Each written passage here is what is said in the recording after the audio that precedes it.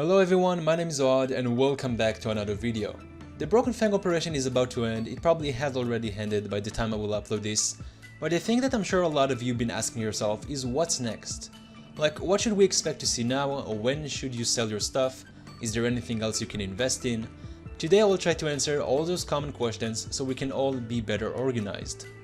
For those who weren't part of my live stream, I spent 200 stars on the Seeker collection, and here are the results. On my main account, I made roughly speaking about $37. It was better off to buy the cases right there, but I didn't care that much, to be honest. And on one of my old storage accounts in which I did the missions there too, I made about $63. I want to thank everyone who joined the live stream. This was definitely an interesting experience for me, and I hope we can do that more in the future, perhaps in a different context.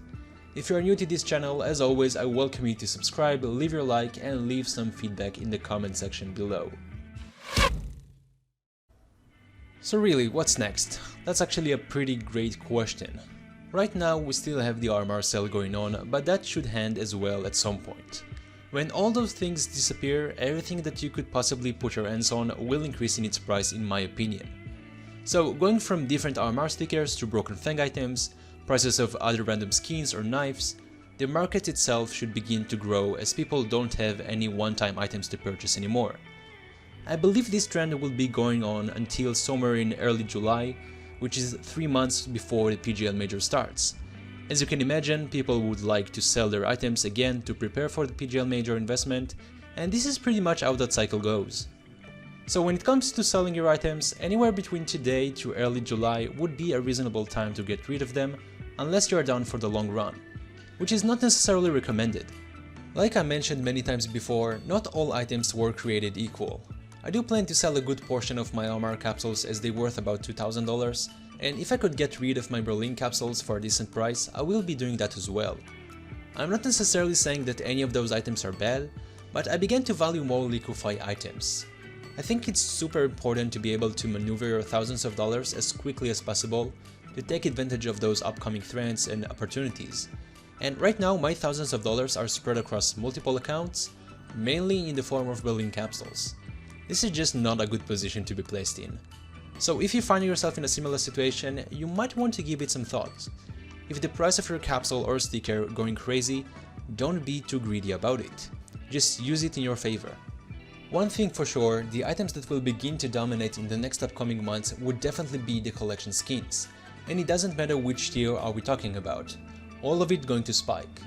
Over time, the trade-ups will eat up all the quantity and we will be left with pure rare discounted collections that will maintain a stable price in the long run. This has already happened in the last 3 days, but I would argue that there is still a lot more to go. Just by briefly comparing the control collections to others, you can sense that there is a big gap in between of them. So if you got any spare cash, just pick some of those control collection skins and you will be good to go. The reason why they cost less is that the Control collection was the most chosen collection out of the 3. It doesn't mean that it's a bad pick. Take advantage of its relatively low price and let it play itself out. This is one lesson I learned for next year's operation, and that would be to buy more skins early on in the new operation from whatever tier I can get. And you know, it's not that I completely missed this opportunity. I still managed to get an AWP fade with about $700 profit right now, I think. But I still feel like I left a lot on the table. And this is part of the reason why I came up with this idea of getting more liquefy items. Once your investment reached its peaking curve, shit is over, move on to the next thing. And again, a lot of people getting caught up with this idea that it's not okay to have Steam Wallet cash just sitting around there. You don't need to buy into an investment all the time, okay? You just wait for the right opportunity and strike.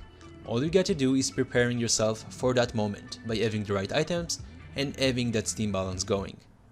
That's all for today guys, thank you all so much for watching another video. If you haven't, please subscribe to my channel, leave some feedback down below, let me know what kind of videos you would like to see up next. Until next time, talk to you soon.